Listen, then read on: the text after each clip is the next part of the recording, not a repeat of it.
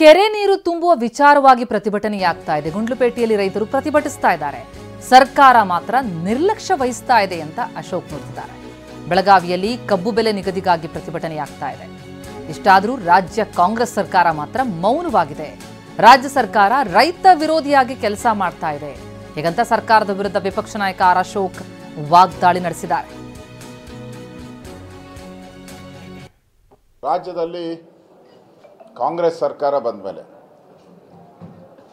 ಸಿದ್ದರಾಮಯ್ಯನವರ ನೇತೃತ್ವದ ಕಾಂಗ್ರೆಸ್ ಸರ್ಕಾರ ಇವತ್ತು ಇಡೀ ರಾಜ್ಯದಲ್ಲಿ ರೈತ ವಿರೋಧಿಯಾಗಿ ಕೆಲಸ ಮಾಡ್ತಾ ಇದ್ದಾರೆ.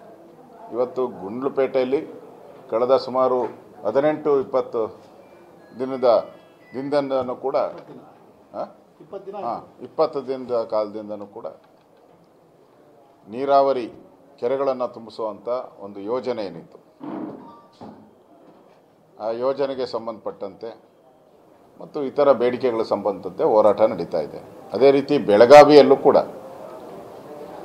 ಕಬ್ಬು ಬೆಳೆಗಾರರ ಸಂಕಷ್ಟ ಕೇಳದೆ ಇಡೀ ಕಬ್ಬು ಬೆಳೆಗಾರರು ಬೀದಿಗಿಳಿದು ಹೋರಾಟ ಮಾಡ್ತಾ ಇದ್ದಾರೆ. ಸನ್ಮಾನ್ಯ ವಿಜಯೇಂದ್ರ ಅವರು ಕೂಡ ಅಲ್ಲಿ ಧರಣಿಯಲ್ಲಿ ಪಾಲ್ಗೊಂಡಿದ್ದಾರೆ. ನಾನಿವತ್ತು ಚಾಮರಾಜನಗರ ಗುಂಡ್ಲುಪೇಟೆ ಭಾಗದಲ್ಲಿ ನಾನು ಬಂದಿದ್ದೀನಿ. ನಮ್ಮ ನಿರಂಜನ್ ಕುಮಾರ್ ಅವರು ನನಗೆ ಮಾತಾಡಿ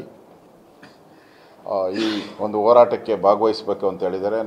ನಮ್ಮ ಛಲವಾದಿಯವರು ರೈತರ ಸಮಸ್ಯೆಗಳ ಪರವಾಗಿ ಪಾದಯಾತ್ರೆ ಮಾಡ್ತೀವಿ ಎಂದಿದ್ದಾರೆ ವಿಪಕ್ಷ ನಾಯಕ ಆರ್ ಅಶೋಕ್.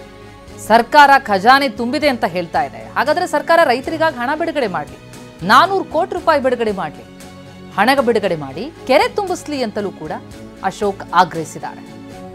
ಸರ್ಕಾರದ ವಿರುದ್ಧ ಕಿಡಿಕಾರಿದ್ದಾರೆ. ಸರ್ಕಾರದ ವಿರುದ್ಧ ಆಕ್ರೋಶ ವ್ಯಕ್ತಪಡಿಸ್ತಾ ರೈತರ ಪರವಾಗಿ ನಿಲ್ಲೋದಾಗಿ ತಿಳಿಸಿದ್ದಾರೆ.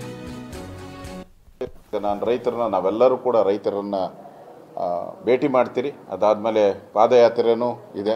ನಮ್ಮ ಡಿಮ್ಯಾಂಡು ರಾಜ್ಯ ಸರ್ಕಾರಕ್ಕೆ ಕೂಡಲೇ ಈ ಸರ್ಕಾರ ಹೇಳ್ತಾ ಇದೆಯಲ್ಲ, ನಮ್ಮ ಸರ್ಕಾರ ಖಜಾನೆ ತುಂಬಿ ತುಳುಕ್ತಾ ಇದೆ ಅಂತ ಹೇಳ್ತಾರೆ. ತುಳುಕೋದು ಬೇಡ, ತುಂಬಿರೋ ಖಜಾನೆಯಿಂದ ಕಳೆದ ಬಾರಿ ಯಡಿಯೂರಪ್ಪನವ್ರು ಏನು ಬಿಡುಗಡೆ ಮಾಡಿದ್ರು ಆ ರೀತಿ ನೀವು ಒಂದು 300-400 ಕೋಟಿ ರೂಪಾಯಿ ಇದಕ್ಕೆ ಬಿಡುಗಡೆ ಮಾಡಿ ಕೆರೆಗಳನ್ನು ತುಂಬಿಸಿ ಅನ್ನೋ ಡಿಮ್ಯಾಂಡು ನಮ್ಮದು. ಇಲ್ಲ ಅಂತ ಹೇಳಿದ್ರೆ ನೀವು ಪಾಪರ್ ಆಗಿದ್ದೀರಾ ಅಂತ ಒಪ್ಕೊಳ್ಳಿ. ರಾಜ್ಯದ ಜನದ ಮುಂದೆ ಪಾಪರ್ ಆಗಿದೆ ಅಂತ ಒಪ್ಕೊಳ್ಳಿ.